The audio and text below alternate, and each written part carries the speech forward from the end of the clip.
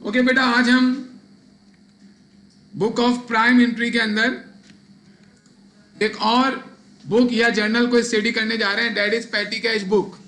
तो पेटी cash book का क्या कॉन्सेप्ट है कि ऑर्गेनाइजेशन में जो चीफ अकाउंटेंट है या जो मेन अकाउंटेंट होता है उसके पास छोटी मोटी पेमेंट करने के लिए टाइम नहीं है, तो वो क्या करते हैं, वो जो छोटी मोटी पेमेंट्स हैं उसके लिए एक अलग से फंड बना देते हैं और वो फंड किसके हवाले कर देते हैं, किसी एक अकाउंटेंट के।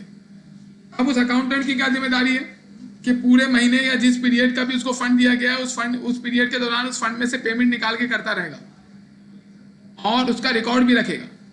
कैसे रिकॉर्ड रखेगा कि अगर किसी भी डिपार्टमेंट से कोई बंदा आता है, बोलता है भाई 200 रुपये दे दो, मेहमान आए उनके लिए चाय लानी है, तो ये पेटी पेमेंट है ना 200 रुपये, तो वो 200 रुपये उसे देगा तो, लेकिन पहले उसे क्या करना पड़ेगा, रिक्विजिशन लानी पड़ेगी। रिक्विजिशन एक डॉक्यूमेंट होता है जिस पर वो साइन वगैरह करेगा, मैनेजमेंट ने साइन करवाएगा, अपने डिपार्टमेंटल हेड से साइन करवा के बिल ला के देगा, जिसकी बुनियाद पर हम उसे क्या दे देंगे, वो 200 रुपये दे देंगे और हमारे पास ये सबूत मौजूद होगा कि हमने 200 रुपये किसको दिए हैं, उस पर्टिकुलर बंदे को। और फिर उसका वॉचर क्रिएट कर लेते हैं हम। वॉचर मतलब एक अकाउंटिंग डॉक्यूमेंट होता है, वो क्रिएट कर लेते हैं। और फिर जब पूरा महीना गुजर जाता है तो जितनी पेमेंट्स हमने की है सबकी रिक्विजिशन और वॉचर हमारे पास होते हैं। फिर हम चीफ अकाउंटेंट के पास जाते हैं, और से सुनिएगा, और उसको सारे वॉचर दिखाते हैं कि आपने 15,000 का पेटी कैश फंड क्रिएट करवाया था, 15,000 में मुझे दिए थे। ये जो जिसको आप पेटी कैश फंड दे देते हैं ना, वो कहलाता है पेटी कैशियर। पेटी कैशियर का काम है कि पेटी कैश फंड रिसीव करे और वो जो कैश आपने अलग करके रख दिया उसका नाम भी, स्पेसिफिक नेम आपको पता चल गया, उसे क्या कहते हैं, पेटी कैश फंड। यानी ऐसा कैश जिसको अलग करके रख दिया जाए सिर्फ पेटी पेमेंट्स के लिए, उसे बोलेंगे पेटी कैश फंड। जिस बंदे को दिया जाएगा वो क्या कहलाएगा, जिस अकाउंटेंट को दिया जाएगा वो पेटी कैशियर कहलाएगा। और पेटी कैशियर महीने भर पेमेंट करेगा तो वो जमा करेगा अपने पास पेटी कैश वॉचर्स। वो इस चीज का सबूत होंगे कि भाई उन्होंने पेमेंट किसको की है। फिर पीरियड के बाद वो जाएगा किसके पास, देखिए ये पीरियड 1 हफ्ते की भी हो सकती है, ये पीरियड 1 महीने का भी हो सकता है, 2 महीने 2 हफ्ते का भी हो सकता है, डिपेंड करता है। तो वो जाएगा अकाउंटेंट के पास और उसे दिखाएगा दूसरे अकाउंटेंट को कि भाई मैंने सारी पेमेंट्स की हैं। अब वो सारी पेमेंट जो हुई थी वो सारी वेरीफाई करवाएगा कौन, चीफ अकाउंटेंट मैनेजमेंट की मदद से, कि वाकई में पेमेंट हुई थी या नहीं हुई थी, किसको हुई थी। फिर जब वो वेरीफाई हो जाएंगी तो उसके बाद फिर जितना खर्चा हुआ था, अगर 15,000 रुपये दिए थे पेटी कैशियर को और उसने उसमें से 12,000 रुपये खर्च कर दिए तो कितने बच गए, 3,000। तो पेटी कैशियर को दोबारा 12,000 रुपये दे दिए जाएंगे, तो उसके बाद दोबारा कितने हो जाएंगे, 15,000। फिर अगला पीरियड शुरू हो जाएगा, यानी हर महीने वो डिसबर्समेंट करेगा, पेमेंट्स करता रहेगा पेटी कैश फंड में से निकाल के, और महीने के बाद या फिर पीरियड के बाद उसे वापस उतने पैसे दे दिए जाएंगे पेटी कैश फंड की मद में जितने उसने खर्च किए हैं। इसे कहते हैं रीइंबर्समेंट। पहले जब उसको पैसे मिले हैं तो उसे क्या कहते हैं, establishment of petty cash fund.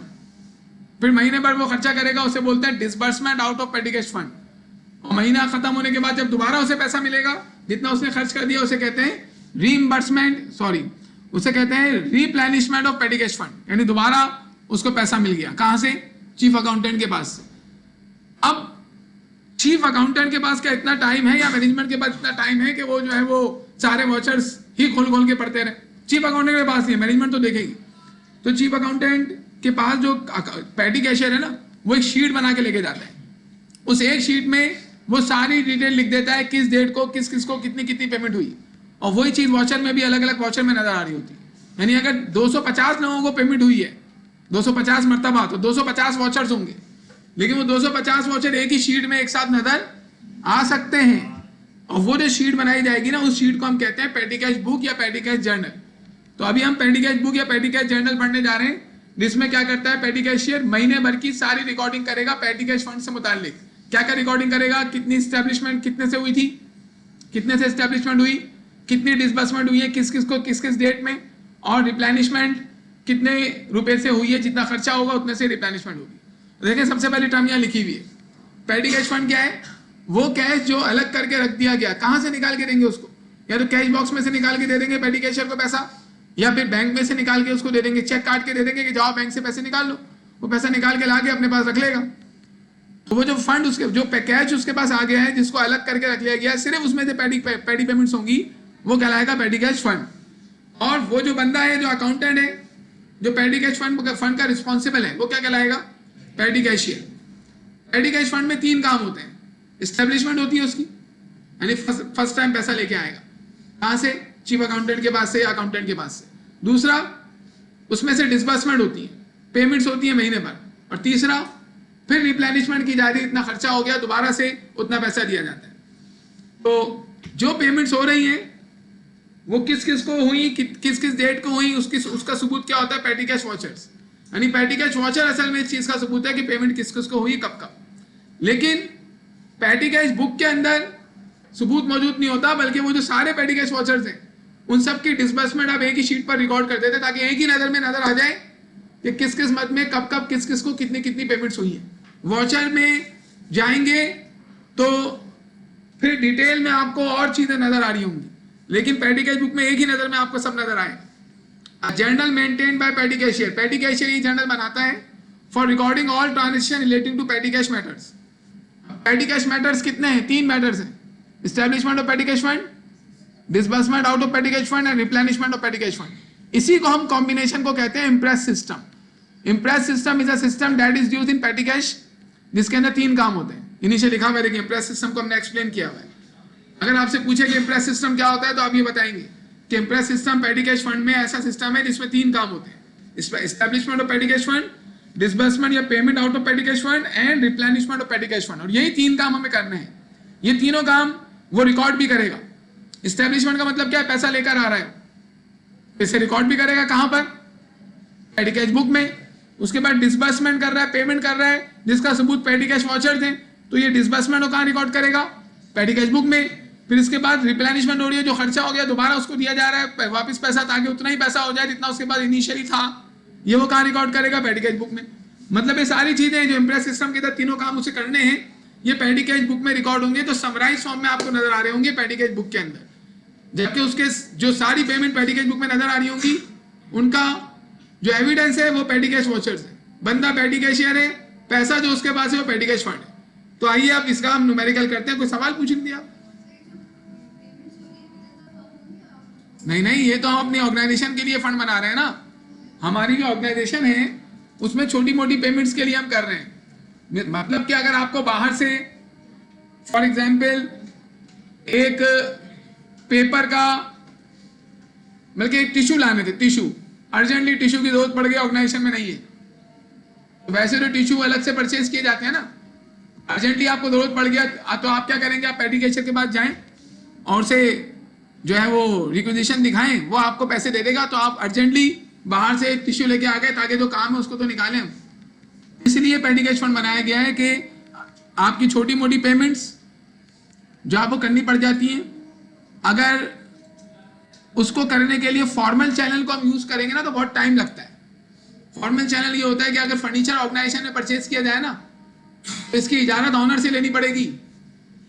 Honour sign करेगा ना, क्योंकि अकाउंट तो ऑनर के नाम पर होता है, चीफ अकाउंटेंट के नाम पे थोड़ी अकाउंट होता है। तो ऑनर साइन करने का, ऑनर है ही नहीं फॉर एग्जाम्पल, और आपको टिश्यू पेपर की जरूरत पड़ गई, या ऑनर है ही नहीं और आपको जरूरत पड़ गई किसकी? फॉर एग्जाम्पल इंटरटेनमेंट की, चाय वगैरह मंगवानी है, ऑनर नहीं है। या फिर ऑनर है, आप जाके ऑनर को बोल रहे हैं वो 200 रुपये चाय के तो दे देना, तो ऑनर इतना टाइम थोड़ी, अभी आप अकाउंट चीफ अकाउंटेंट के पास जाके पैसे मांग रहे हैं। तो इस चीज़ों से बचने के लिए पेटी कैश फंड बनाया जाता है ताकि इजीली पेमेंट हो जाए और जल्दी से परचेज हो जाए।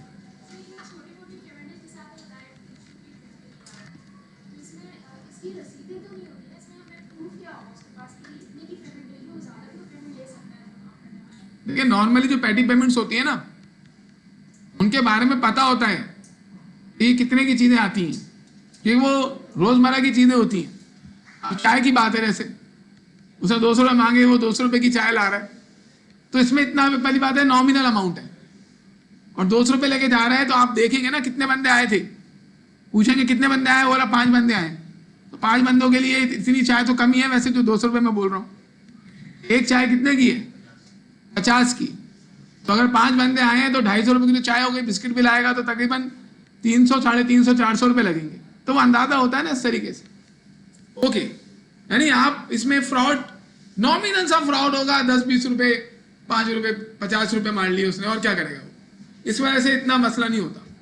और पेटी कैशियर जो है ना उसे ही मालूम होता है पेमेंट में किसको दे रहा हूँ, क्यों दे रहा हूँ, तो ये कहीं ऐसा तो नहीं है ज़्यादा पैसे ले रहा है, उसे अंदाजा होता है। जब आप किसी जगह पे जाके बैठेंगे तो आपको सारी चीज, सारे अंदाजे हो जाएंगे। अब हमें क्या करना है, हमें जो है वो पेटी कैश वॉचेस नहीं बनाने, हमें बनानी है पेटी कैश बुक। और पेटी कैश बुक को बनाना बहुत आसान है, क्योंकि इसमें कितनी चीजें रिकॉर्ड होती है, 3। कौन कौन सी? Establishment of petty cash fund, disbursement out of petty cash fund and replenishment of petty cash fund. तो मैंने आपको हैंडआउट भेज दिया है और इस हैंडआउट को मैंने यहां पर आपको शो भी कर रहा हूं, है ना? जरा आपके पास आ गया पेटी कैश बुक का हैंडआउट? डाउनलोड नहीं हो रहा, ये है पेटी कैश बुक का हैंडआउट। 2 मिनट लगेगा। पेटी कैश बुक है कहाँ? ये क्वेश्चन नंबर 4 मैंने यहां पे चाहा, एक्सक्यूज मी।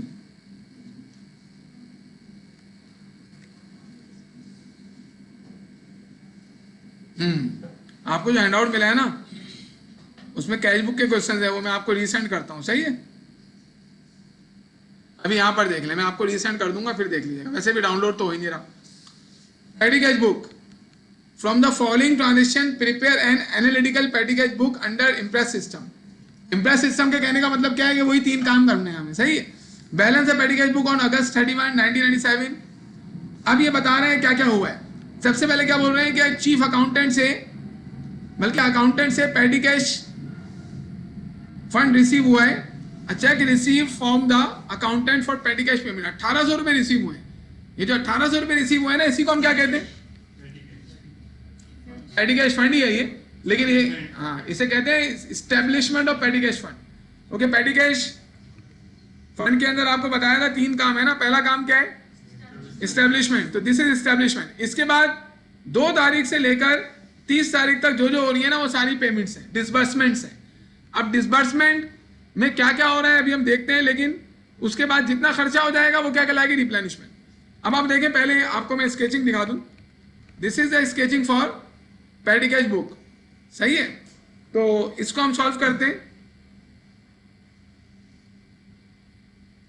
तो आप सबसे पहले ये देखेंगे कि इसमें ऑर्गेनाइजेशन का नाम दिया हुआ है, ऑर्गेनाइजेशन का नाम गिवन नहीं है। डेट क्या है? 1997 अगस्त 31। अगस्त 31 को एंड हो रहा है पीरियड ना। 1 अगस्त को हमें 1800 रुपए मिले हैं। तो आप यहाँ पे डेट इंसर्ट करें, क्या डेट आएगी? देखिए, इसमें पहले तो आप ये देखें कि इसकी स्केचिंग में क्या क्या मौजूद है। एक कॉलम आपको नजर आ रहा है रिसीट का। रिसीट के कॉलम में जो अमाउंट आपको एस्टेब्लिशमेंट के वक्त मिलेगा ना, वो लिखेंगे आप। इसमें वो अमाउंट लिखा जाएगा जो रिप्लेनिशमेंट में आएगा या एस्टेब्लिशमेंट में आएगा। डेट का कॉलम तो आपको मालूम है। डिस्क्रिप्शन में जब आप पेमेंट वगैरह करेंगे या जो भी रिकॉर्डिंग होगी उसकी आप डिटेल देंगे।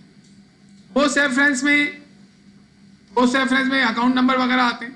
वॉचर नंबर, वो जो हम पेमेंट करते हैं उसका वॉचर बनेगा ना हमारा, उसका नंबर होगा। अगर दिया हुआ पेपर में तो उसे लिखेंगे यहाँ पे। टोटल पेमेंट में आप लिखेंगे कि भाई कितने कितने पैसे हमने दिए हैं। फॉर एग्जाम्पल हमने 80 रुपए दिए हैं कन्वेंस के लिए, तो आप 80 रुपए यहाँ लिखेंगे। फिर उसके बाद ये जो कॉलम बना हुआ है ना, डिसबर्समेंट का कॉलम है। आप यहाँ पर डिटेल लिखते हैं पेमेंट की। फॉर एग्जाम्पल 80 रुपए मैंने दे दिए। अब वो 80 रुपए किस मद में दिए हैं? मैंने सप्लाईज के मद में दिए हैं, पोस्टल एंड टेलीग्राम की मद में दिए हैं, कार्टेज की मद में दिए हैं, इंटरटेनमेंट की मद में दिए हैं, कन्वेंस की मद में दिए हैं। मुझे बताना पड़ेगा। अब इसमें डिसबर्समेंट में आप देखें आपको कितने कॉलम नजर आ रहे हैं। डिसबर्समेंट का जो ये पूरा पोर्शन है ना, ये बड़ा इंपॉर्टेंट है। इससे पहले वाले पोर्शन की स्केचिंग कभी भी तब्दील नहीं होगी।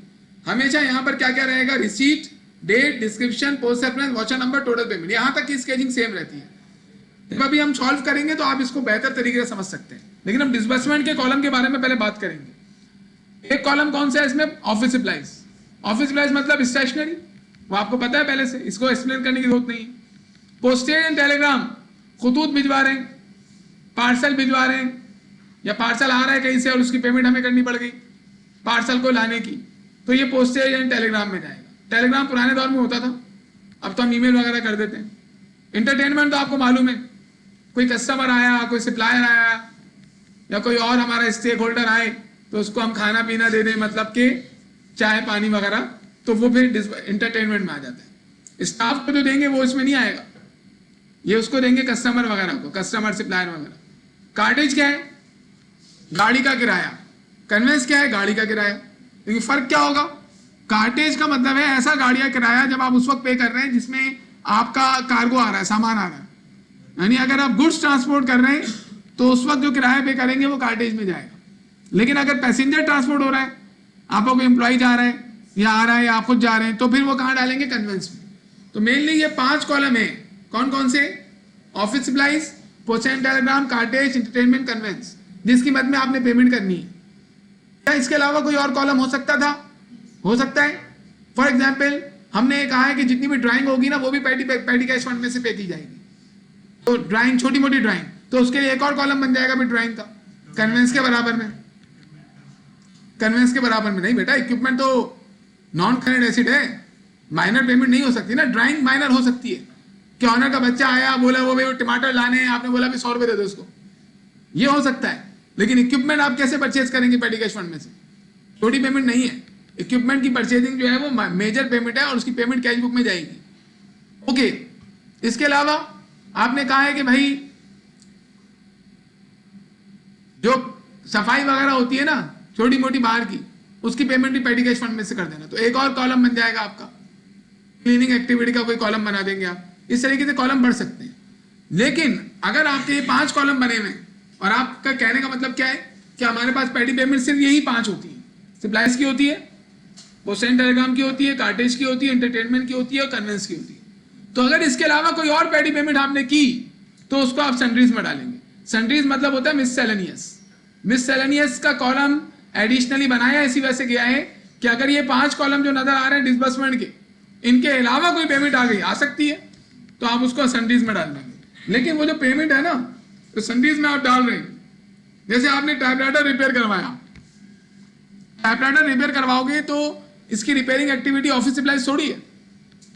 इसके अलावा ये पोस्टेज भी नहीं, खतूत भी नहीं जा रहे, ना एंटरटेनमेंट है, ना ये गाड़ी का किराया है, ना कार्टेज है, ना कन्वेंस है। तो इसे आप किस में डाल देंगे? सन्ड्रीज में डाल देंगे। अब अगर कोई पेमेंट पहले आपने उसका कॉलम नहीं बनाया हुआ था इन 5 में, लेकिन वो बहुत ज्यादा हो रही है और आप उसे सन्ड्रीज में डाले जा रहे हैं, तो फिर अगले महीने से क्या करें? उसका भी एक कॉलम ऐड कर लें आप। यानी ये कॉलम जो है ना 5 जो बने हुए हैं, ये वेरिएबल है। अगर आपके ऑर्गेनाइजेशन में एंटरटेनमेंट होती ही नहीं है, सप्लायर कस्टमर को कुछ भी नहीं खिलाते पिलाते आप, तो एंटरटेनमेंट का कॉलम होगा ही नहीं। फिर ये 4 कॉलम होंगे और सन्ड्रीज का कॉलम होगा। यानी ये कॉलम वेरिएबल है। पेपर में अगर आपको उसने बताया कि ये कॉलम बनाओ तो वही कॉलम बनाना, मैंने क्वेश्चन डाला हुआ है ऐसा। लेकिन ये जो स्केचिंग हुई है ना, ये एक स्टैंडर्ड स्केचिंग है। मतलब नॉर्मली पैडी कैश बुक की ऐसी स्केचिंग होती है। अब इसमें करना काम किस तरीके से? निहायत आसान काम है। सबसे पहले आपको इसमें क्वेश्चन में क्या बताया है इन्होंने? 1800 रुपये अगस्त 1 को रिसीव हुए 1997 में। आप यहाँ आएंगे, डेट लिखेंगे 1997 अगस्त 1, ये डेट आपने इंसर्ट कर दी। ये एस्टेब्लिशमेंट हो रही है कितने रुपए से? 1800। रिसीट साइड पे आप लिखेंगे कि हमें 1800 रुपीज रिसीव हो गए, और फिर यहां पर आप क्या लिख देंगे? बैंक। चेक रिसीव हुआ है ना, चेक रिसीव हुआ है, हाँ, तो बैंक लिख देंगे आप। इसकी एंट्री भी बनती है, हम एंट्री आगे बनाएंगे। ये एस्टेब्लिशमेंट हो गई। मतलब एस्टेब्लिशमेंट में ये करना होता है आपको, अमाउंट रिसीट साइड पे लिख दो, डेट लिखो और बैंक का अमाउंट, बैंक का टाइटल लिख दो, खत्म हो गया। अगर कैश मिलता तो कैश लिख देते बैंक की जगह पर। अब हमें करनी है डिसबर्समेंट। डिसबर्समेंट में आपको ये देखना पड़ेगा कि कौन सी पेमेंट कहाँ जाएगी। जैसे सबसे पहली पेमेंट क्या नजर आ रही? Rickshaw fair. तो इनमें से कौन से कॉलम में जाएगा? रिक्शा फेयर, कन्वेंस में। दूसरा क्या है हमारे पास? बस फेयर। ये भी कहाँ जाएगा? कन्वेंस में, क्योंकि बस और रिक्शा ये पैसेंजर के लिए यूज होता है।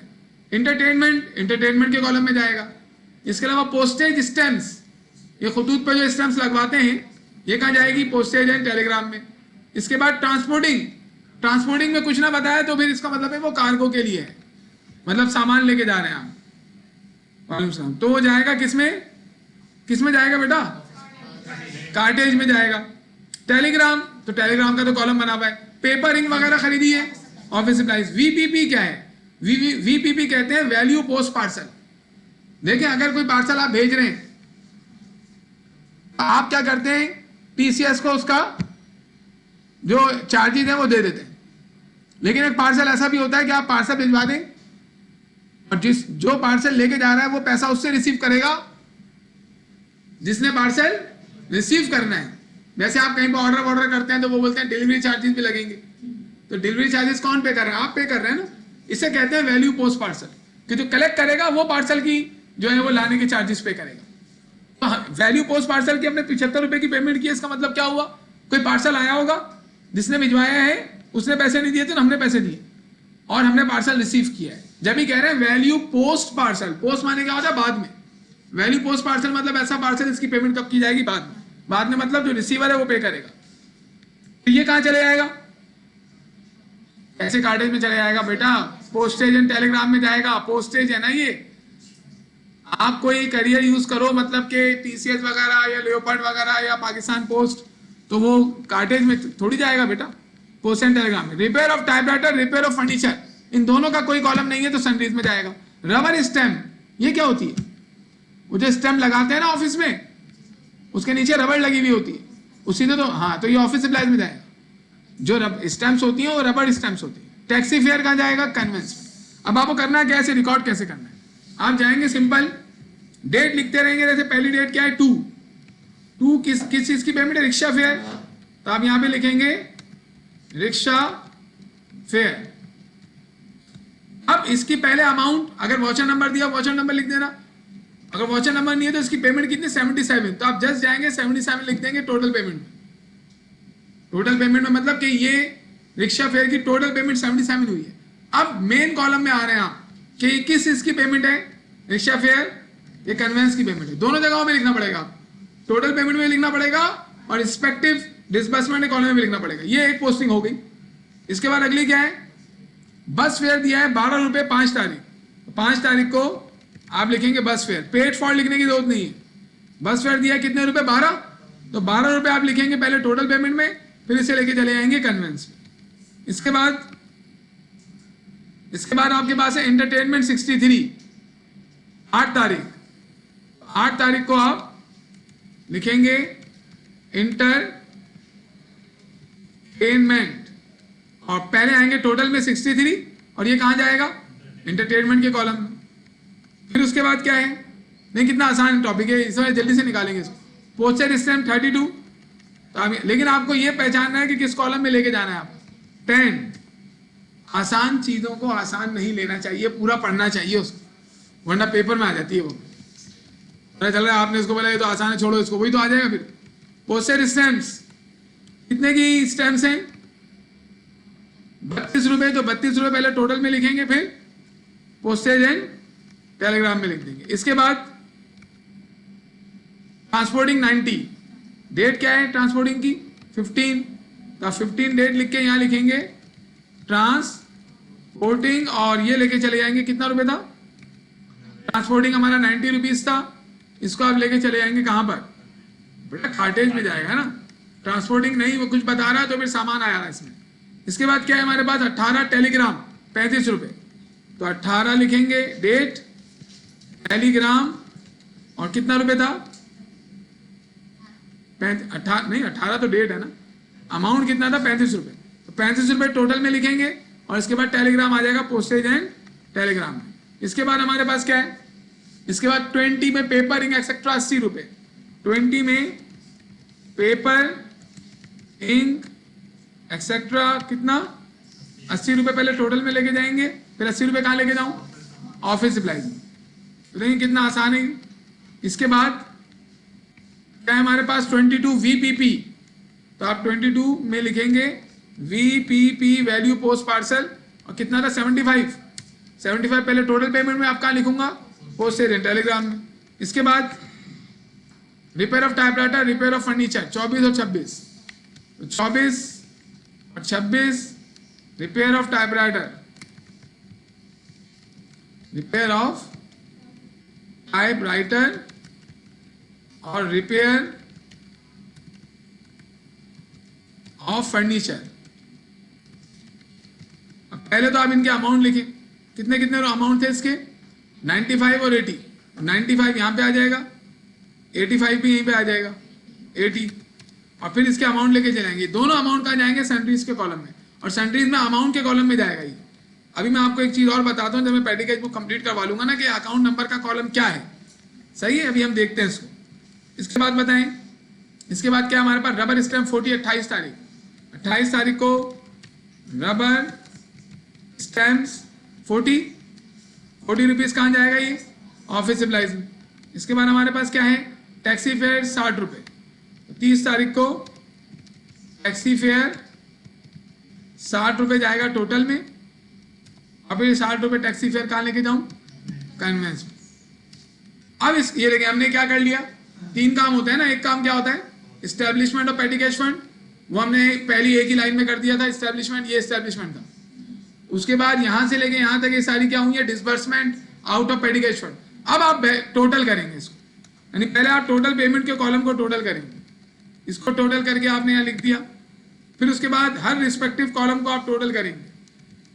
तो सारे टोटल करके आपको ये मालूम चल गया कि आपने क्या किया है, टोटल 739 रुपीज खर्च कर दिए, जिसमें से 120 रुपये खर्च हुए ऑफिस सप्लाईज पे, 142 रुपये खर्च हुए इस पे टेलीग्राम में, और 90 रुपये कार्टेज में, 63 इंटरटेनमेंट में, 149 कन्वेंस में, 175 सैंडरीज है।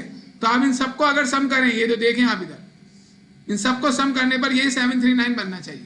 तो आप इसको सम करके देख लीजिएगा, जब पेटी कैश बुक बना लें, 120 से लेके 175 को सम करेंगे ना सारे, ये सारे, तो इनका सम हॉरिजॉन्टल सम इसके बराबर होगा। यानी ऐसे सम करें या ऐसे सम करें, एक ही बात है। ये हमारा सम हो गया। अब हमें इसको करना है बैलेंस। बैलेंस करना बहुत आसान है, गौर से सुनिएगा। देखिए ये रिसीट साइड है, रिसीट साइड का मतलब है पेटी कैश फंड यहां से रिसीव हुआ है, this is debit side. Receipt side मतलब पेटी कैश फंड डेबिट हुआ, और यहां पर ये पेमेंट हो रही है, तो ये पेटी कैश फंड क्रेडिट हुआ है। ये डेबिट है, ये क्रेडिट है। अब इसको अकाउंट के तौर पर ले लें आप, बाकी कॉलम को इग्नोर कर दें। ये डेबिट साइड, ये क्रेडिट साइड। अब अकाउंट कैसे बैलेंस होता है, डेबिट का भी टोटल करेंगे, क्रेडिट का भी टोटल करेंगे। डेबिट का टोटल 1800, क्रेडिट का टोटल 739। फिर हमने एक लाइन छोड़ के लाइन डाली, डबल लाइन जैसे हम करते हैं वही चीज। बड़ा कहाँ का टोटल है, डेबिट का, तो यही टोटल आप यहां भी लिख लेंगे, और ये क्रेडिट में भी इसी टोटल को कॉपी कर लेंगे। उसके बाद कम कहां पर है, क्रेडिट में कम है, कितना कम है, माइनस करो। ये माइनस किया तो अभी हमारे पास 1061 रुपीज अभी भी पेटी कैश फंड के तौर पर मौजूद है। यहां हम लिख लेंगे बैलेंस CD, और यहां मंथ की लास्ट डेट आ जाएगी अगस्त 31। और यही बैलेंस जो यहाँ पे लाइन के ऊपर है, डेबिट में लाइन के नीचे कॉपी कर देंगे, और वहां लिख देंगे क्या, इसके सामने हम लिखेंगे बैलेंस BD। और बैलेंस BD में कौन सी डेट आती है, अगले महीने की 1, और अगला महीना कौन सा है, सितंबर 1। ये हो गई कहानी। अब आपको मालूम है कि ये पूरी चीज, अच्छा यहां पे भी डबल लाइन आएगी, जब हमने टोटल किया है ना, बस यहीं पर खत्म हो गया। ये टोटल यहीं पर खत्म हो जाएगा, इसको आगे लेके नहीं जाना होता। बैलेंस हमने टोटल पेमेंट को और रिसीट को करना है। अब ये जो पूरी कहानी थी, ये वाली, ये सब खत्म हो गई, यहां तक ये सब क्लोज हो चुका है, डबल लाइन लग गई है। अब सिर्फ क्या पड़ा हुआ है कि हमारे पास 1061 रुपीज सितंबर 1 को बैलेंस पड़ा हुआ है। अब हम क्या करेंगे, हम चीफ अकाउंटेंट के पास या अकाउंटेंट के पास जाएंगे, उसे बुक भी शो करेंगे और वॉचर भी, वो वेरीफाई करेगा वॉचर्स को, फिर जितना खर्चा हुआ है ना दोबारा हमें दे देगा। वैसे पैसे ज़्यादा दे दिए थे उसने हमें, लेकिन अभी नॉर्मली यही होता है कि जितना खर्चा है उतना दोबारा दे देगा। ये चेंज भी कर सकता है पेपर में, वो बोले भाई लास्ट टाइम पेटी कैश फंड बहुत ज़्यादा एस्टेब्लिश हो गया, खर्चा कम हुआ है, तो चीफ अकाउंटेंट ने पेटी कैश फंड की जो लिमिट है वो 1000 कर दी। इसका मतलब है मजीद पैसे हमें लेने की जरूरत ही नहीं है। लेकिन वो बोले हमने 1500 रुपये कर दिए, तो हमारे पास अभी कितना पड़ा हुआ है, 1061। 1500 करने के लिए हम 439 रुपीज हम उससे ले लेंगे। लेकिन अभी हमें कुछ नहीं बता रहा है ऐसा, तो हमें 739 रुपीज ही लेने। तो क्या होगा, 739 रुपीज से रिप्लेनिशमेंट होगी। कब होगी, अगले महीने की 1 तारीख को। तो अगले महीने की 1 तारीख को ये जो हमने एस्टेब्लिशमेंट में काम किया था ना, बिल्कुल ऐसा ही काम करना है। क्या करना है, 1 डेट डालेंगे, सामने लिखेंगे बैंक, और यहां पर वो अमाउंट लिख देंगे जो खर्च हुआ था 739। अब अगर आप इन दोनों को सम करें तो दोबारा कितना हो जाएगा, 1800 रुपये। तो ये हमने पेटी कैश बुक बना ली। इस तरीके से बनाते हैं, सिंपल है। एक लाइन में एस्टेब्लिशमेंट रिकॉर्ड होगी, फिर डिसबर्समेंट रिकॉर्ड होती रहेंगी, फिर एंड में बैलेंस करके रिप्लेनिशमेंट कर लेंगे। तो अब आइए जरा आप, इसमें ये बोला है इन्होंने एंट्रीज बनाओ, अभी एंट्रीज बनाएंगे हम। अच्छा, इसमें अकाउंट नंबर का कॉलम जो है ना, उसके बारे में मैं बता दूं। देखिए ये जो नजर आ रहा है ना, ये आपके पास रिक्शा फेयर और ये बस फेयर, इन सब के सामने अकाउंट नंबर आते हैं पोस्ट रेफरेंस में। इसके नंबर आते हैं, जो पेमेंट हुई है उसकी ऑफिस सप्लाईज का नंबर आएगा यहाँ पे, जहां पर ऑफिस सप्लाईज की पेमेंट है। पोस्टल टेलीग्राम का नंबर आएगा जहां पोस्टल टेलीग्राम की पेमेंट है। इस तरीके से अकाउंट नंबर यहाँ पे आया था। लेकिन जो सन्ड्रीज में जा रहे हैं उसका कॉलम थोड़ी बना हुआ है, तो वहां पे उन दोनों के ना अलग अलग अकाउंट नंबर यहाँ पे लिखे जाते हैं, यहाँ पर अलग, यहाँ पे अलग। यानी ऑफिस सप्लाईज का एक अकाउंट नंबर होगा, फॉर एग्जाम्पल 2110। आप क्या करेंगे, 2110 यहां भी लिखेंगे नीचे ऑफिस सप्लाईज के नीचे यहां पर, और जो पोस्ट रेफरेंस है वहां जहां जहां ऑफिस सप्लाईज है वहां 2110 लिख देंगे। लेकिन ये जो सन्ड्रीज के दो टाइटल है ना, इनके अकाउंट नंबर यहां लिखे जाते हैं बस। अकाउंट नंबर पेपर में नहीं देगा आपको, ये तो मैंने आपको ऐसे ही बताया है। अब आ जाए अगले सवाल में, जीशान ट्रेडर। ये बिल्कुल ऐसा ही सवाल है जीशान ट्रेडर का। इसमें देखिए कोई नई चीज नजर आ रही है आपको? नई चीज तो नजर नहीं आ रही। 2006 को 1800 रुपए का जो है वो पेटी कैश फंड स्टैब्लिश हुआ, चेक इशू कर दिया, फिर ये पेमेंट्स हो रही है बस। हाँ 2006 में तो बस फेयर कितना, बस फेयर कहाँ जाएगा? कन्वेंस में। एंटरटेनमेंट में रिक्शा फेयर कन्वेंस में। Postal stamps post and telegram में। ट्रांसपोर्टिंग कार्टेज में। टेलीग्राम में। पेपर इंक वगैरह सप्लाईज में। रिपेयर ऑफ टाइपराइटर सन्ड्रीज में। एंटरटेनमेंट में रबर स्टैम्प। ऑफिस सप्लाईज में। टैक्सी फेयर कन्वेंस में। ट्रांसपोर्टिंग कार्टेज में। और एडवांस टू चौकीदार, इसका कॉलम नहीं है हमारे पास, तो सन्ड्रीज में। वीपीपी रिसीव्ड ये टेलीग्राम में। गम पेपर, ये गम खाने वाली गम नहीं है, सही है, ये वो गम है जो चिपकाते हैं, ये ऑफिस सप्लाईज में। तो बना लेंगे दूसरा सवाल की, या बना लीजिएगा, सोल्यूशन में दे दूंगा आप। बैंक में नहीं बचा, पेटी कैश फंड में बचा है। बैंक से आपने चेक लिखकर पैसा लेके आ गए और एक डब्बे में अपने पास रख लिया है। ये पेटी कैशियर के पास अपने बॉक्स में रखा हुआ है, ये बैंक में नहीं है, बैंक से निकाल के लेके आ गए भाई। उसको चीफ अकाउंटेंट ने चेक दिया, वो गया 1800 रुपये वहां से निकाले बैंक से और अपने पास लाके बैठ गया। अब जो भी आ रहा है वो चीफ इधर 1800 रुपये उसकी पेटी कैशियर के पास रखा हुआ है, उसमें निकाल के पैसे दे रहा है।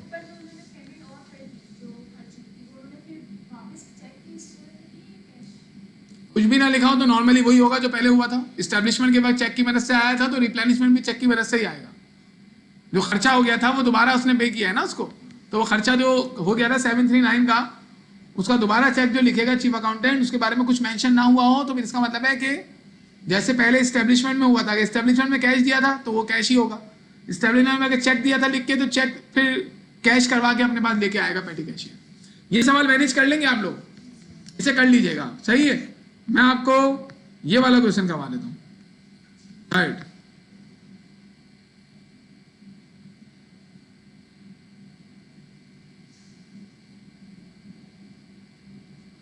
देखिए इसमें थर्ड में क्या बात है, बाकी थर्ड को करने से पहले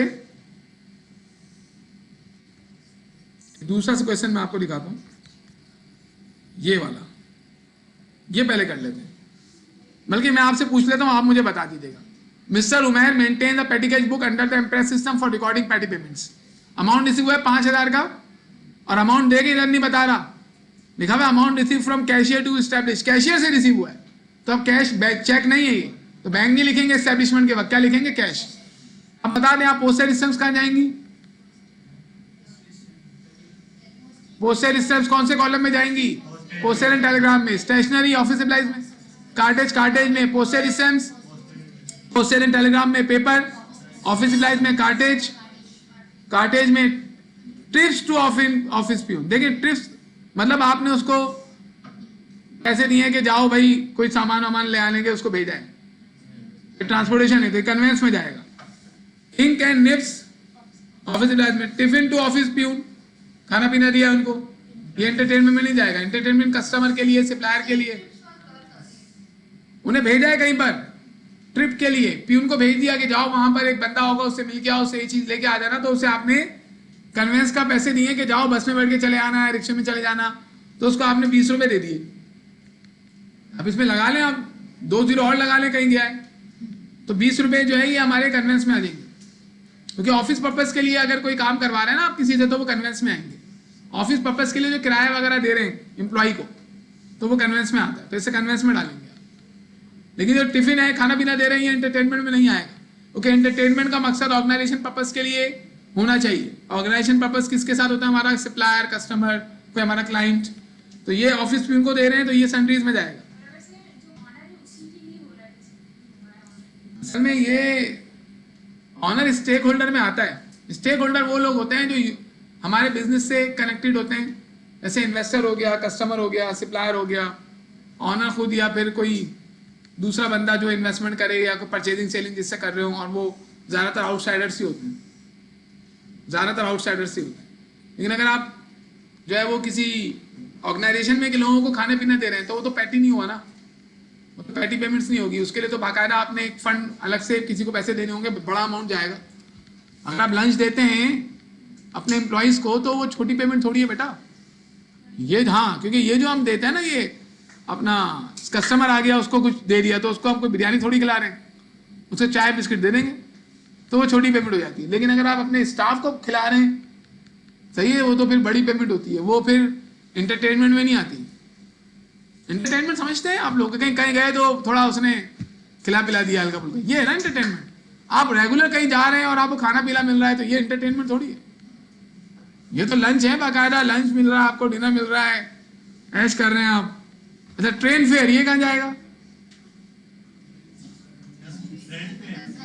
कन्वेंस में ही जाना चाहिए इसको, सही है। नॉर्मली ट्रेन जो है वो पैसेंजर के लिए यूज होती है, बस फेयर कन्वेंस में। Envelope and later heads, envelope और लेटर हेड हमने अपने ऑफिस के लिए खरीदे। एनवेलप खरीद के रखें, किसी को कुछ भिजवाएंगे तो इस एनवेलप में डाल के दे देंगे। हाँ, ये कहाँ पे? और लेटर हेड भी ऑफिस पर्पस के लिए है तो ये ऑफिस सप्लाईज में जाएगा। और प्रिंटिंग एड्रेस ऑन अबव ये कहाँ जाएगा? ये भी ऑफिस सप्लाईज में जाएगा, क्योंकि आपको अब तो मालूम है कि जो रेलेवेंट पेमेंट होती है वो वहीं जाती है, ये नेसेसरी पेमेंट है ना।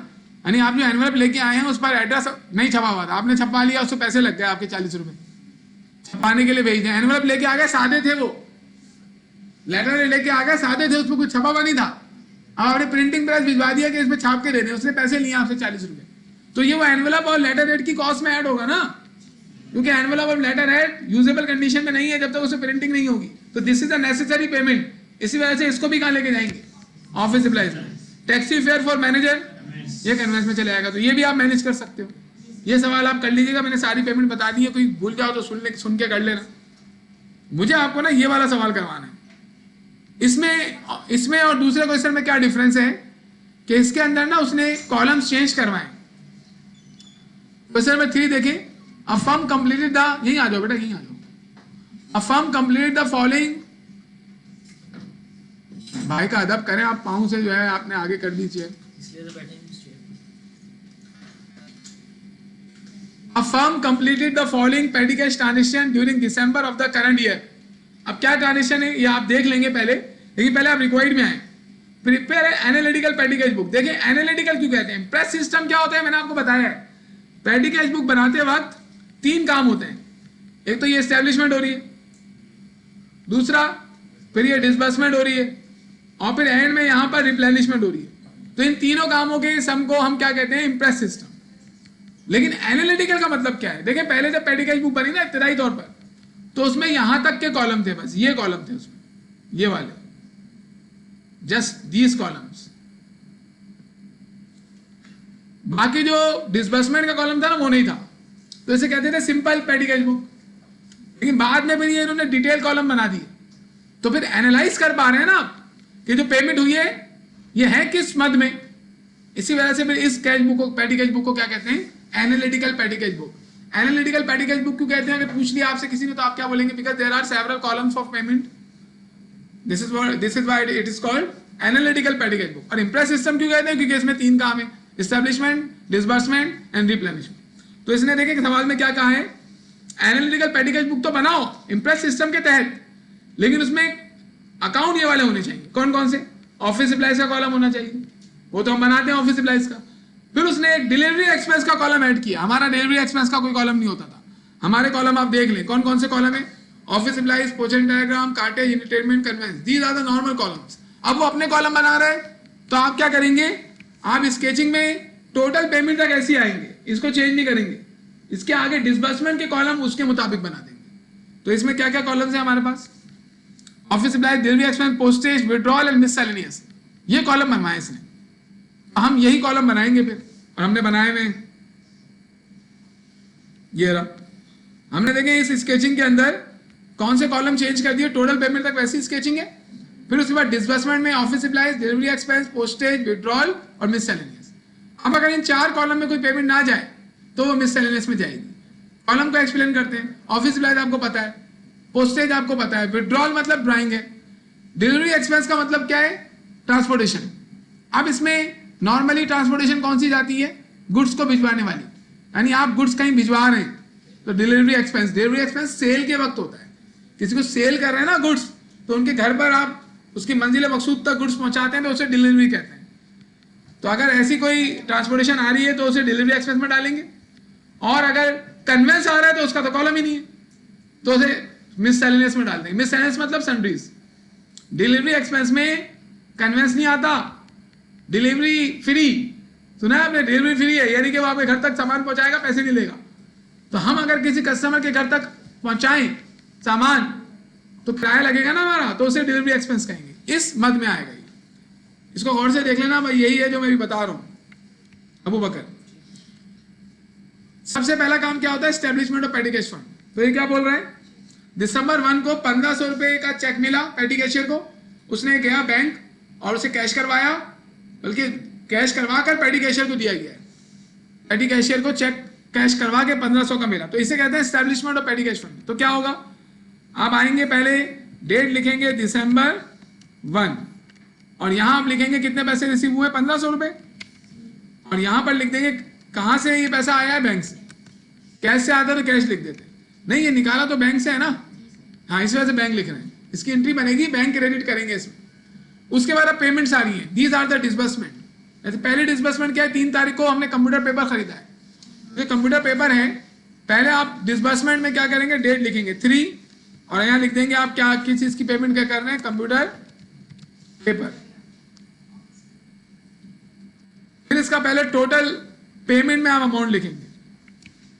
तो सब कुछ एक्सप्लेन किया मैंने, एक कॉलम एक्सप्लेन किया है, सही है? तो अगर कोई कॉलम में एक्सप्लेन नहीं कर रहा हूं तो अभी सवाल पूछने के बजाय बाद में देख लेना। अब मुझे बताएं 288 पहले टोटल पेमेंट में लिखेंगे, और यही फिर ऑफिस सप्लाइज में लेके चले जाएंगे। कंप्यूटर पेपर ऑफिस सप्लाइज होता है। इसके बाद हमने क्लास 1 बजे शुरू की है, दिसंबर 6 5 मिनट पहले शुरू कर ली होगी, और क्या होगा? मैं तो खड़ा हुआ था ऐसे।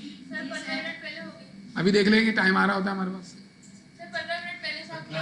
मैं क्लास में तो मैं 12:30 बजे था क्लास में तो 12:30 बजे से खड़ा, लेकिन टॉपिक पढ़ाना शुरू नहीं किया जी। दिसंबर 6 को हमने 56 डिलीवरी के पे किए और 30 पे किए वेजेस और मर्चेंडाइज परचेज। वेजेस और मर्चेंडाइज परचेज का मतलब क्या है? मर्चेंडाइज खरीदी होंगी ना हमने, तो मजदूरों को बोला होगा उठा के ले आओ, तो उनको वेजेस दिए होंगे। तो ये 2 हैं, इन दोनों को अलग अलग रिकॉर्ड करेंगे आप। पहले आप किसको रिकॉर्ड करेंगे? डिलीवरी एक्सपेंस को 6 तारीख, 6 लिखकर यहां लिख देंगे डिलीवरी एक्सपेंस। पहले इसका अमाउंट लेके आएंगे, टोटल पेमेंट में कितना है 56, और फिर इसका कॉलम हमारे पास मौजूद है डिलीवरी एक्सपेंस का, तो उसको डिलीवरी एक्सपेंस में डाल देंगे। फिर दोबारा 6 लिखेंगे और इसमें क्या लिखेंगे? Wages on merchandise purchase. Merchandise खरीदी है तो उस पर हमने वेजेस पे किए। कितनी वेजेस पे की हमने? 30 रुपए। तो 30 रुपए पहले लिखेंगे हम कहां पर? टोटल पेमेंट में। इसके बाद 30 रुपए कहां चले जाएंगे? कॉलम है वेजेस ऑन मर्चेंडाइज परचेज का, नहीं है तो सन्ड्रीज में अमाउंट के अंदर इसको लिख देंगे आप। इसके बाद क्या है? इसके बाद है 75 पार्सल पोस्ट चार्जेस, ये मैं अभी एक्सप्लेन कर चुका हूं। 9 में आप लिख देंगे पूरा पार्सल पोस्ट चार्जेस। वहां पे वीवीपी था, यहाँ नाम थोड़ा सा चेंज है लेकिन चीज वही है। कितने रुपीज हमने पे किए हैं पार्सल पोस्ट चार्ज के? 75। पहले 75 टोटल में लिखेंगे, फिर कहां लेके चले जाएंगे जी? पार्सल पोस्ट चार्जेस कहां लेके जाओ बेटा? पोस्टेज में लेके जाएंगे ना। कितना? 75। इसके बाद next, paid 200 to the son of the proprietor from petty cash for personal use. बच्चा आया ऑनर का, 200 रुपए दे दिए, जाओ फ्राइज वगैरह खा लो, तो ये विड्रॉल में जाएगा। लेकिन पहले 10 डेट लिखेंगे, और विड्रॉल है तो विड्रॉल ही लिख देंगे इसमें। फ्राइज वगैरह खाने के लिए दिए होंगे ना, विड्रॉल्स फ्राइज ही खाते हैं बच्चे। कितने रुपीस दिए आपने? 200 रुपए। तो 200 रुपए टोटल में आ जाएंगे, और अब इसे कहां लेके जाएंगे? विड्रॉल में। अभी हमने पीछे तो पेटी कैश बुक बनाई थी, उसमें विड्रॉल का कॉलम नहीं था, तो विड्रॉल अगर वहां आता तो आप कहां लेके जाते? सन्ड्रीज में, लेकिन यहाँ कॉलम है तो इसी में लिखेंगे। इसके बाद 95 डिलीवरी का आ रहे हैं दिसंबर 18, तो आप क्या लिखेंगे? डिलीवरी एक्सपेंस, और कितना था? 95। और यही 95 डिलीवरी एक्सपेंस के कॉलम में लेके चले जाएंगे। इसके बाद paid a service station for servicing the personal car of the proprietor, servicing करवा ली कार की 22 तारीख को जी, क्या ये विड्रॉल है ना, ये ड्राइंग है ना, ये ऑनर ने अपने पर्सनल यूज के लिए सर्विस करवाई है, कितने रुपए की? 75 रुपीज की। 75 कहाँ चले जाएगा? विड्रॉल में। सब्जी खरीद ले या घर का कोई भी खर्चा हो बेटा, वो विड्रॉल होता है। इसके बाद डेट डिलीवरी एक्सपेंस 155, तो दोबारा हमारे पास डेट क्या है? 25 को फिर दोबारा आप लिखेंगे डिलीवरी एक्सपेंस कितना था? 155, और इसे भी डिलीवरी में लेके चले जाएंगे। सनडीज और मिसलेनियस एक ही चीज का नाम है, सनडीज मिसलेनियस को कहते हैं। मैंने दोनों इस वजह से एक प्रैक्टिकल बुक रखी है ताकि आपको समझ में आ जाए कि भाई दोनों टर्म यूज हो सकती हैं। 445 रिपेयर ऑफ टाइपराइटर 30, तो यहां मैं लिखूंगा रिपेयर्स ऑफ टाइपराइटर। हाँ भाई, कितना है रिपेयर ऑफ टाइपराइटर? कितना अमाउंट है? 445। कहां लेके जाऊंगा ऐसे रिपेयर ऑफ टाइपराइटर को? मिसलेनियस में लेके जाऊंगा। क्यों? क्योंकि टाइपराइटर को रिपेयर करवाना सिप्लाइज थोड़ी है यार, सिप्लाइज नहीं पता तुम लोगों को। सिप्लाइज क्या होती है? पेजेस, इक्विपमेंट नहीं। पहली बात है टाइपराइटर इक्विपमेंट है, तो उसका रिपेयर सिप्लाइज नहीं हो सकता।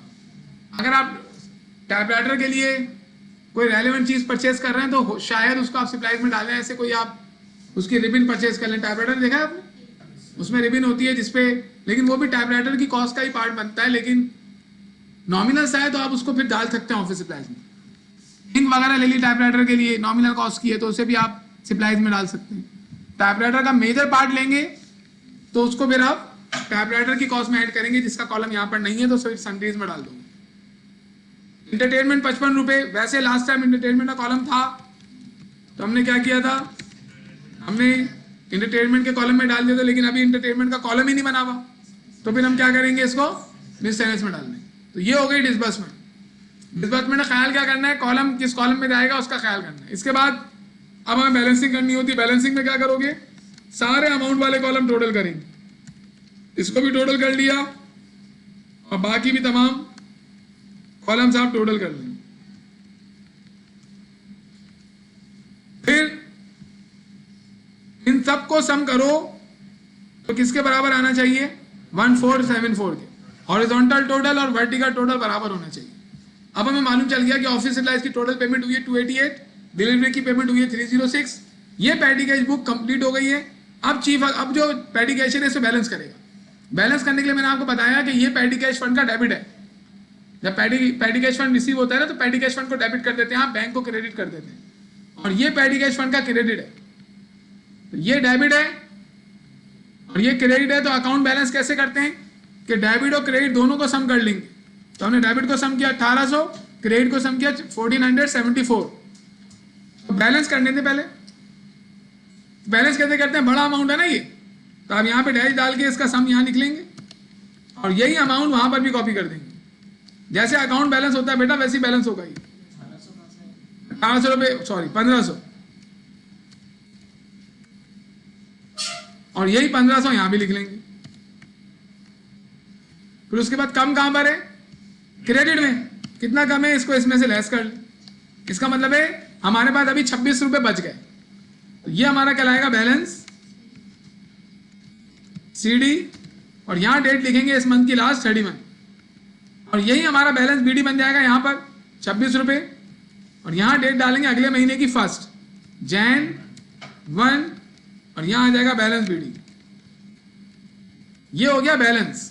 लेकिन बैलेंस करने के बाद जितना रुपया खर्च हो गया दोबारा से उतना पैसा पैडी कैशियर को दिया जाता है। कितना खर्च हो गया, 1474। तो यहाँ पे रिप्लेनिशमेंट की जाएगी 1474 से। वैसे रिप्लेनिशमेंट होती है जैसे एस्टेब्लिशमेंट होती है। आप यहाँ पे 1 डेट डाल के यहाँ पे क्या लिख देंगे, बैंक। ये एस्टेब्लिशमेंट हो गई। दोबारा हमारे पास कितना पैसा हो गया, 1500 रुपये। और ये जो पूरी चीज थी यहाँ तक की, ये सारी क्लोज हो चुकी है। ओके, लाइन डबल लाइन चल जाती है इसमें। सिर्फ अब हमारे पास ये पड़ा हुआ है कि हमारे पास नेक्स्ट मंथ के शुरू में 26 रुपये पहले से थे, 1474 हमने रिप्लेनिशमेंट में डाले। अगर आपके पास पैडी कैश बुक बनाने के लिए दी जाए और उसमें बोला जाए कि पहले से आपके पास अमाउंट मौजूद है, मिसाल के तौर पर मैं आपसे बोलूं कि पहले से बैलेंस रखा हुआ है पेटी पर, जनवरी 1 को बैलेंस मौजूद है 1000 रुपये। आप क्या लिखेंगे, आप यहाँ लिखेंगे बैलेंस बीडी और यहाँ लिख लेंगे 1000। फिर मैं कहूँ कि भाई पिछले महीने 3500 रुपये खर्च हो गए थे, उसकी रिप्लेनिशमेंट हो रही है, तो आप 3500 रुपये लिखकर 1 को यहाँ लिख देंगे बैंक। यानी बिगनिंग में ऐसे भी हो सकता है।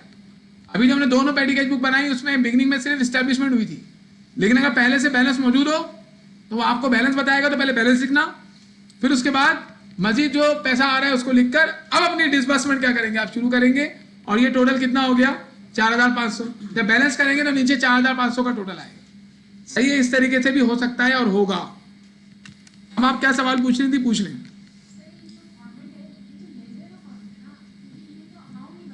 नहीं बना हुआ अकाउंट, ये हर जगह यूज होता है। जहां कहीं भी बैलेंसिंग होगी और डेबिट और क्रेडिट को बैलेंस किया जाएगा तो वहां भले लेजर की फॉर्म में ना हो। अभी आपको मैं एक जो है वो अकाउंट की एक और फॉर्म दिखाने वाला हूँ नेक्स्ट टॉपिक में, वो है सेल्फ बैलेंसिंग फॉर्म। वो टी फॉर्म में नहीं होती, तो जरूरी थोड़ी है कि चीज टी फॉर्म में मौजूद हो। अभी आपका बैंक अकाउंट है, बैंक अकाउंट है, बैंक स्टेटमेंट आपके पास कभी आया? जो तो बैंक स्टेटमेंट आता है ना उसमें डेबिट क्रेडिट लिखा हुआ होगा, उसमें बैलेंस भी कर रहा होगा वो, लेकिन वो टी फॉर्म में तो नहीं है वो टी फॉर्म में, लेकिन बैलेंस हो रहा होता है। तो उसमें बहुत सारे फॉर्मेट्स हैं। आपको अपने माइंड टी अकाउंट बनाया जाता है क्लासरूम फैसिलिटेशन के लिए। प्रैक्टिकल लाइफ में टी अकाउंट टी की फॉर्म में आपको अकाउंट्स नहीं मिलेंगे, आपको अकाउंट्स मिलेंगे सेल्फ बैलेंसिंग फॉर्म में, जो कि अभी अगले टॉपिक में आपको नजर भी आएंगे, और वो ज्यादा अंडरस्टैंडेबल और ज्यादा यूजेबल होते हैं इस वजह से। तो बैंक स्टेटमेंट भी हमारा उसी फॉर्म में आ रहा होता है। और भी किसी फॉर्म में अगर डेबिट क्रेडिट मौजूद है तो आप बैलेंस कर सकते हैं, कोई इशू नहीं है। अगर ज्यादा खर्च हो गए तो आप उसी वक्त चीफ अकाउंटेंट के पास चले जाएंगे। यानी अगर जनवरी 1 को पेटी कैश फंड इस्टेब्लिश हुआ और 22 तारीख को ही खत्म हो गया, अभी तो 8 महीने बाकी, 8 दिन बाकी है, तो आप चीफ अकाउंटेंट के पास चले जाएंगे। फिर वो क्या करेगा, या तो अमाउंट बढ़ा देगा महीने का या फिर पीरियड शॉर्ट कर देगा। जैसे एक अकाउंट डिपार्टमेंट में हम लोग काम करते थे, वहां पर पेटी कैश फंड का जो पीरियड था ना वो एक हफ्ता था। हर वीक इस्टेब्लिशमेंट रिप्लेनिशमेंट सब होती थी, और फिर अगले हफ्ते का दोबारा फंड आता था। तो उन्होंने वीक रखा हुआ था। कुछ लोग जो है वो 2 हफ्ते रखते हैं, कुछ लोग महीना रखते हैं। महीना बहुत ज्यादा है, 2 हफ्ते 1 हफ्ता ये ज्यादातर यूज कर रहे हैं। महीना तो महीने से ऊपर नहीं जाएंगे आप कि पेटी कैश फंड बना दिया साल का, तो ये नहीं 6 महीने का पेटी कैश फंड बना दिया या फिर 3 महीने का बना दिया, ये नहीं, ये बहुत ज़्यादा ऑकवर्ड हो जाएगा। कि छोटी मोटी पेमेंट है तो इसमें नॉमिनल अमाउंट रखते हैं, वो खर्च हो जाता है, तो दोबारा तो छोटा पीरियड रखा जाता है इसका। अब देखिए इसकी एंट्रीज बनानी होती है। क्या आप पेटी कैश फंड मैनेज, पेटी कैश बुक मैनेज कर लेंगे? 2 महीने सॉल्व करवानी है, 2 महीने एक्सप्लेन करनी है, वो दोनों आप सॉल्व कर लीजिएगा।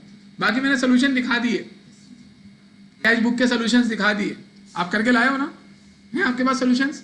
अभी क्लास के एंड में ना आप मेरे साथ मैच कर लीजिएगा, ताकि अगर कोई एरर वगैरह हो तो उसके बारे में बात की जा सके। अब देखिए एंट्री कैसे बनेगी। मैंने आपको ये क्वेश्चन में 4 करवाया था ना पहले, ये हमने सॉल्व किया।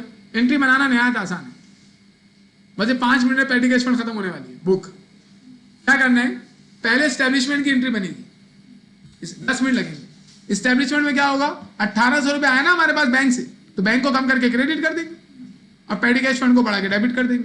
पहले एंट्री बन गई, पेटी cash fund debit, bank credit, बना लेते हैं उसको। आइए ये एंट्रीज बना रहे हैं हम। एसिड है, करंट एसिड है, जैसे कैश है ना करंट एसिड, वैसे ये भी करंट एसिड है। अगर आपके पास आ गया तो फाइनेंशियल स्टेटमेंट में आप उसको कैश के साथ लिख सकते हैं। वैसे आप जब किसी कंपनी में जाएंगे ना तो वहाँ बैलेंस शीट में जो कैश लिखा होता है ना उसका नाम होता है कैश एंड कैश इक्विवेलेंट्स। उसमें सारे कैश जैसी चीज़ों को सम करके लिख देता है, लेकिन उसकी डिटेल अलग होती है हमारे पास। पेटी कैश फंड इतना है, कैश इतना है, बैंक इतना है, सब।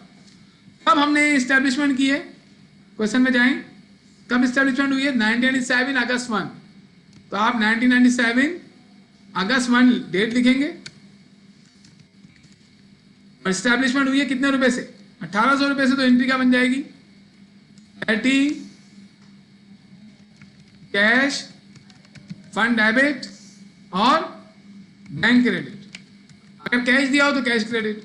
नरेशन, एस्टैब्लिश्ड पेटी कैश फंड हो गया। ये कितने रुपए से एस्टैब्लिशमेंट हुई है, 1800 रुपए से। ये सही बोल रहा हूँ ना मैं, 1800 रुपए से हुई। बेटा हम कर रहे हैं पहले वाले सवाल की, उसमें 1800 रुपये से हुई, सही, हम इसकी बना रहे हैं। इसके बाद आप बनाएंगे रिप्लेनिश उसकी डिसबर्समेंट की एंट्री, वही बहुत आसान है। आपने डिसबर्समेंट किस किस फॉर्म में की है? ऑफिस सप्लाईज की हुई है, उसका टोटल कितना है 120, तो 120 से ऑफिस सप्लाईज बढ़ के डेबिट हो जाएंगी। और पोस्टेज, इसमें कुछ एक्सपेंस है कुछ एसिड है, ऑफिस सप्लाईज एसिड है, पोस्टेज एंड टेलीग्राम ये एक्सपेंस है, एक्सपेंस बढ़ता है तो डेबिट होता है, तो एक्सपेंस को बढ़ा के डेबिट कर देंगे पोस्टेज एंड टेलीग्राम को। कार्डेज एक्सपेंस है बढ़ा के डेबिट कर देंगे, इंटरटेनमेंट एक्सपेंस है बढ़ा के डेबिट कर देंगे, कन्वेंस एक्सपेंस है बढ़ा के डेबिट कर देंगे। ये सारे एक्सपेंसेस बढ़ के डेबिट हो जाएंगे और क्रेडिट क्या होगा? पेटी कैश फंड। पेटी कैश फंड कितने से क्रेडिट होगा? उसका सम यहाँ नजर आ रहा है 739, और ये सारे जो है ये अपने टोटल से डेबिट होंगे। Office supplies debit, postage and telegram debit, cartage debit, entertainment debit, conveyance debit, total से। लेकिन सन्ड्रीज के नाम से आप टाइटल डेबिट नहीं करेंगे, बल्कि सन्ड्रीज में जो ये दो अलग अलग लिखे हुए ना, ये इनको इनके नाम से लिखेंगे आप, क्योंकि हमारे पास तो कॉलम ही नहीं ना, ये तो एक्स्ट्रा आ गए। रिपेयर ऑफ टाइपराइटर अलग से डेबिट होगा, रिपेयर ऑफ फर्नीचर अलग से डेबिट होगा। आई मीन टू से कि आप एंट्री बनाएंगे, कब बनाएंगे ये एंट्री? महीने के आखिरी में, क्योंकि टोटल और बैलेंस कब हुआ है? महीने के आखिरी में। तो आप एंट्री बनाएंगे, देंगे ऑफिस सप्लाईज डेबिट, टोटल से बनती है ये एंट्रीज, और ऑफिस सप्लाईज कितने से डेबिट हुआ है? 120। 80 और 40 से कोई एंट्री नहीं बनेगी, 120 से आप ऑफिस सप्लाईज को डेबिट कर देंगे। ये हो गया। इसके बाद क्या खरीदा आपने? इसके बाद किस चीज की पेमेंट आ रही है? पोस्टेज एंड टेलीग्राम 142, तो आप एंट्रीज में जाएंगे और डेबिट कर देंगे पोस्टेज एंड टेलीग्राम, कितने से? 142, ये हो गया। इसके बाद क्या है भाई? इसके बाद कार्टेज है 90, इंटरटेनमेंट है 63, तो कार्टेज भी डेबिट और इंटरटेनमेंट भी डेबिट। क्या अमाउंट थे? 90 और 63,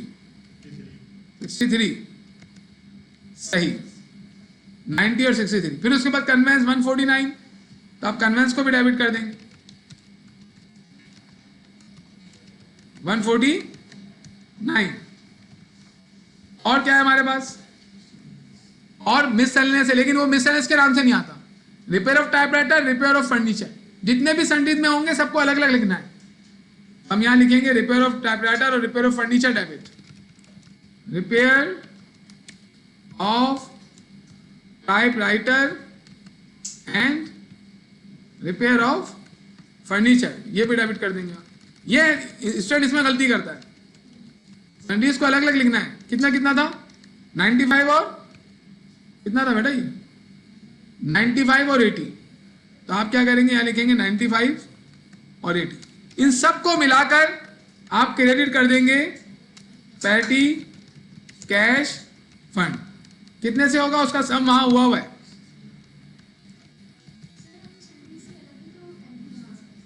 संडीज का टाइटल यूज नहीं हो सकता, संडीज का कुछ मतलब नहीं है इधर, अलग से बनाने की जरूरत नहीं है ना। सारी डिसबर्समेंट की एक ही एंट्री बना लें आप, तो अलग से बना के फायदा क्या होगा? एंट्री तो वही बनेगी ना, तो कंपाउंड बना लें आप। To record disbursement out of petty cash fund, ये दो एंट्रीज हो गई। और ये एंट्रीज हमेशा ऐसी बनेंगी, आंधी आए तूफान आए एंट्रीज नहीं हिलने वाली। एस्टेब्लिशमेंट की एंट्री हमेशा ऐसी बनती है, patty cash fund debit bank credit, और महीने के शुरू में बनेगी, जिस टाइम एस्टेब्लिशमेंट हुई है। और डिसबर्समेंट की एंट्री में सारे टोटल से डेबिट हो जाएंगे, और सन्ड्रीज को अलग अलग लिखना है और पैटी कैश फंड को क्रेडिट कर देना है। अब रिप्लेनिशमेंट होगी, और रिप्लेनिशमेंट कितने से होती है? जितने से खर्चा होता है। हमें देखने की भी जरूरत नहीं है खर्चा कितने से हुआ है, 739। तो एस्टेब्लिशमेंट देंगे पैटी कैश फंड, बुक में आपको यहाँ नजर आ रही है 739 से, लेकिन देखने की भी जरूरत नहीं है। आप एस्टेब्लिशमेंट रिप्लेनिशमेंट कर दें, कब करेंगे? अगले महीने के शुरू, सितंबर 1। क्या बनेगी रिप्लेनिशमेंट की एंट्री? वही बनेगी जो एस्टेब्लिशमेंट की बनी, बिल्कुल सेम एंट्री। क्या बता दो? Patty cash fund, patty cash fund debit bank credit, और क्या अमाउंट आएगा इसका? 739, और यहां भी आप 739 लिख देंगे। और नरेशन में आप रिप्लेनिशमेंट के बारे में बता दें, रिप्लेनिश्ड पैटी कैश फंड। लेकिन यही 3 एंट्रीज बनानी होती है, तो पेडी कैश बुक में एक पेडी कैश बुक बनाने वाला काम है और एक एंट्रीज बनाने वाला काम है। क्या क्वेश्चन नंबर 3 की जो पेडी कैश बुक मैंने बनाई है इसकी एंट्री आप बना लेंगे? मैं ओरल बता देता हूँ आपको। क्या पहली एंट्री बनेगी इस्टेब्लिशमेंट की? क्या बनेगी? दिसंबर में लिखेंगे petty cash fund debit bank credit 1500, ये हो गई पहली entry, establish petty cash fund. दूसरी बनेगी डिसबर्समेंट की, उसमें क्या करेंगे आप? ऑफिस पहले बनेगी कब? ये 31, ऑफिस ब्लास debit 288, delivery expense debit 306, postage debit 75, withdrawal debit 275 और इनको अलग अलग। वेजिंग और merchandise purchase debit 30, repair of typewriter debit 445, entertainment debit 55 और इन सबको मिला के पेडी कैश फंड क्रेडिट होगा 1474 बन गई। और उसके बाद आखिरी एंट्री रिप्लेनिशमेंट की और बैंक क्रेडिट 1474, ये बनेगी जनवरी 1 को।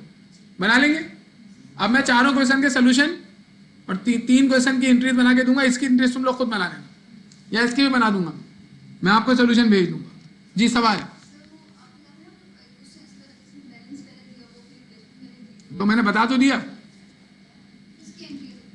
उसकी एंट्री के, हाँ उसकी एंट्री कैसे बनेगी? अगर पहले से बैलेंस पड़ा हुआ, ऐसे मिसाल के तौर पर यहां मैंने बताया था ना, अगर यहां पर बैलेंस रखा हुआ है 1300 रुपये पुराना जनवरी 1 को बैलेंस बीडी और फिर जनवरी 1 को रिप्लेनिशमेंट हुई है 1700 से, सही है? तो आप एंट्री रिप्लेनिश बनाएंगे 1700 से, बैलेंस की एंट्री थोड़ी बनाएंगे। आप जनवरी 1 को एंट्री बनाएंगे petty cash fund debit bank credit 1700, 1300 रुपये पहले से मौजूद है उसमें, तो 1700 और आ जाएंगे तो 3000 हो जाएंगे। यानी आप बैलेंस की कभी भी एंट्री नहीं बनाते, आप एंट्री बनाएंगे ये जो बैंक का अमाउंट आ रहा है ना 1700 रुपये से, इससे बनाएंगे।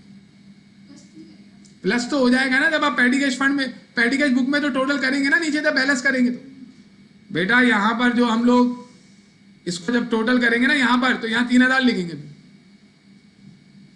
लेकिन एंट्री नहीं बनेगी ना उससे। एंट्री क्यों बनेगी इस 1300 से? बैलेंस से एंट्री नहीं बनती, बैलेंस तो ऑलरेडी रिकॉर्डेड होता है अल्लाह की बंदी। ओके भाई, पेडी कैश बुक क्या हो गया हमारा? हाँ बेटा जैसे पहले काम होता था वैसे ही होगा, कोई तब्दीली नहीं आएगी।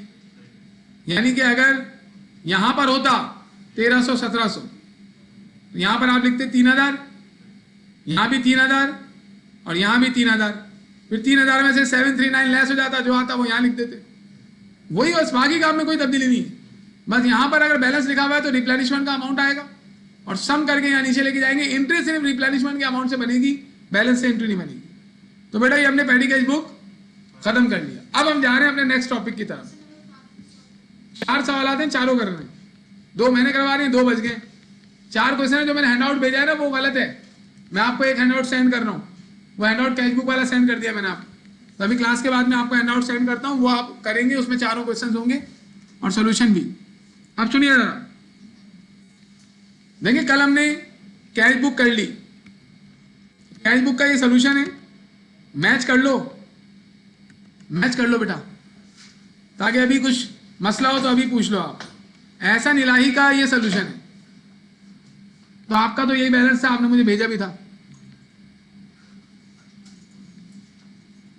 जल्दी से चला इसको मैच कर लें ताकि हम फिर आगे बढ़ें। पहले जरा ये चेक कर लें।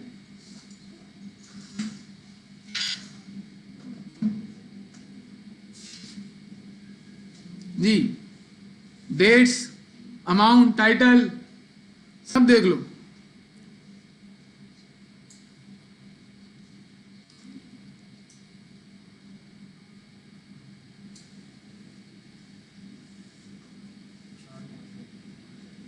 सही है। इसके बाद ताहा, ये रही ताहा का सोल्यूशन।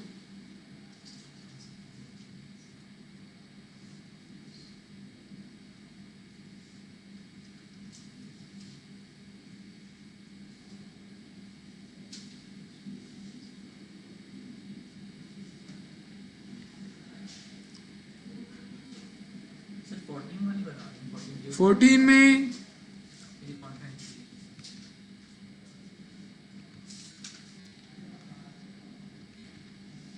2 मिनट,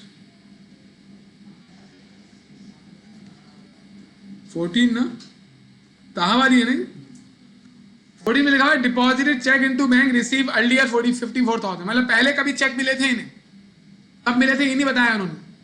मैं इसको बैंक में जमा करवाने तो कॉन्ट्रा एंट्री हो जाएगी। और ये तीसरे क्वेश्चन के लास्ट, तीसरे क्वेश्चन के लास्ट, हाँ कैश इज शॉर्ट, ये सवाल है। देखिए होता ये है कि ऑर्गेनाइजेशन में, अच्छा वो आपने सवाल पूछ लिया, ऑर्गेनाइजेशन के अंदर शायद मैंने यहां पे लिखा हो, हाँ इसमें है, फिजिकल कैश होता है कैश बॉक्स में। अब फिजिकल कैश अगर आपके पास रखा हुआ है फॉर एग्जाम्पल 15,000 रुपए, तो रिकॉर्ड में ही 15,000 होने चाहिए ना। रिकॉर्ड में देखें वहां 15,000 है, चेंज कर रहा हूं एग्जाम्पल, रिकॉर्ड में देखें 15,000 है, फिजिकल काउंट किया 14,900 रुपए, 100 रुपए कहाँ गया मिल नहीं रहा, ना पता चल रहा है, कोशिश की पता नहीं चला। अब ये अमाउंट जो है 100 रुपए एक नॉमिनल अमाउंट है, पहली बात तो ये। अब इसमें आप क्या करेंगे, रिकॉर्ड में हमारे पास 15,000 है और फिजिकली 14,900 है, तो अपने रिकॉर्ड में भी कम कर लेंगे, नॉमिनल अमाउंट है ना। आप बोलेंगे कम कर लो भाई रिकॉर्ड में भी, तो रिकॉर्ड में कम कैसे करेंगे, कैश को क्रेडिट कर देंगे और एक एक्सपेंस बढ़ा देंगे, उसे बोलेंगे कैश ओवर और कैश शॉर्ट, यानी cash short debit cash credit. इस तरीके से अगर आपके पास 15,000 हो रिकॉर्ड में, फिजिकली काउंट किए 15,050 निकले, जेब में नहीं डालेंगे, रिकॉर्ड में भी बढ़ा लेंगे, 50 रुपए से कैश बढ़ा लेंगे, कैश को बढ़ा के डेबिट कर देंगे और ये आपकी एक रेवेन्यू टाइप चीज हो गई, तो कैश ओवर लिख देंगे। तो देखिए हमने यहाँ पर ये बताया हुआ है, कैश ओवर हो जाए तो कैश को डेबिट कर दो और कैश ओवर को क्रेडिट कर दो, ये रेवेन्यू हो गई ना कैश ओवर। कैश शॉर्ट हो जाए तो कैश को क्रेडिट कर दो एंड कैश शॉर्ट को डेबिट कर दो, होना यही चाहिए। लेकिन ऑर्गेनाइजेशन क्या करती है, वो बोलती है भाई कैश ओवर का अलग कैश शॉर्ट का अलग अकाउंट ओपन करने के बजाय हम इन दोनों का एक ही अकाउंट ओपन करेंगे, इसका नाम होगा cash short and over. Short हो तब भी इसी में डाल देंगे, ओवर होगा तब भी इसी में डाल देंगे, फिर पता कैसे चलेगा ये रेवेन्यू थी या एक्सपेंस था। अगर क्रेडिट में आ रहा होगा तो ओवर है, डेबिट में आ रहा होगा तो शॉर्ट है। आसान तरीका simple cash short and over को मैनेज करने का। ओवर हो रहा है ना, कैश डेबिट करेंगे, रिकॉर्ड में बढ़ाएंगे ना, शॉर्ट होगा तो कैश को क्रेडिट करेंगे और दूसरा टाइटल फिर क्या आएगा, कैश शॉर्ट एंड ओवर, यानी एंट्री बना लो, कोई मसला ही नहीं है इसकी। ओवर हुआ है तो कैश को डेबिट कर दो, ओवर माने बढ़ाना है ना, शॉर्ट हुआ है तो कैश को क्रेडिट कर दो और दूसरा टाइटल क्या आएगा, कैश शॉर्ट एंड ओवर, जाहिर सी बात है। अब यहाँ पे इस ट्रांजेक्शन में क्या हुआ है देखिए, बोला कैश शॉर्ट हो गया, शॉर्ट मतलब फिजिकली कैश कम हो गया है, तो आप कैश को क्या करेंगे, कैश शॉर्ट हो गया ना, कम हो गया ना, तो रिकॉर्ड में कम करोगे ना, फिर कैश क्रेडिट कर देंगे आप और कैश, हाँ तो ये कैश क्रेडिट हो रहा है तो कैश बुक में पेमेंट साइड पे जाना चाहिए रिसीट साइड पर, तो इसी वजह से मैंने इसको, कहाँ चला गया वो,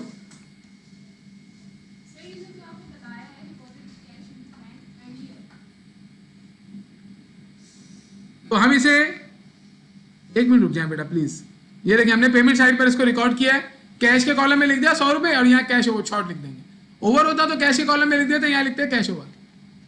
इस तरीके से कैश बुक रिकॉर्डिंग करेंगे बेटा। इसमें इन्होंने ये बताया है ये जो 54,000 रुपए के चेक ना पहले हमें रिसीव हुए थे, तो जो चेक रिसीव हुए थे ना उनको हमने कैश में लिखा हुआ होगा, जैसे कैश का बैलेंस शुरू में नजर आ रहा है 72, जो भी चेक पिछले महीने रिसीव हुए होंगे हमने जमा नहीं करवाए बैंक में, उसको हम कैश लिख लेते हैं ना। कस्टमर से कलेक्शन होती है, अगर चेक की और जमा ना करवाएं तो एंट्री बनती है cash debit account receivable credit, तो कैश में मौजूद थे, अब उसे कॉन्ट्रा एंट्री होगी, क्योंकि हाँ 54,000 वाली कॉन्ट्रा एंट्री होगी ना इस वजह से, क्योंकि आपने उसको ऑलरेडी कैश में रिकॉर्ड किया हुआ है ना। जब चेक मिले थे तो आपने कैश डेबिट कर दिया था, कैश में रिकॉर्ड कर लिया था। जब आप चेक निकाल के डिपॉजिट करवाओगे तो बैंक बढ़ाओगे, तो उसी कैश में से तो कमी करनी पड़ेगी ना जिसमें आपने उसको रिकॉर्ड कर लिया था, तो ये कॉन्ट्रा एंट्री होगी। और ये कल मैंने कॉन्ट्रा में लिखवाई हुई है आपको। अच्छा भाई बाकी देख लिया आपने, या आपने तहाँ का भी देख लिया और ये असलम का भी बैलेंस वगैरह देख लो, किया हुआ भी है, सही है बैलेंस, क्योंकि मैं इसे फिर आप जिसका PDF बना के अपलोड कर दूंगा, रिस्पॉन्सिबिलिटी आपकी है, सही है। ओके भाई, ये तो हमारे काम छोटे छोटे टॉपिक थे।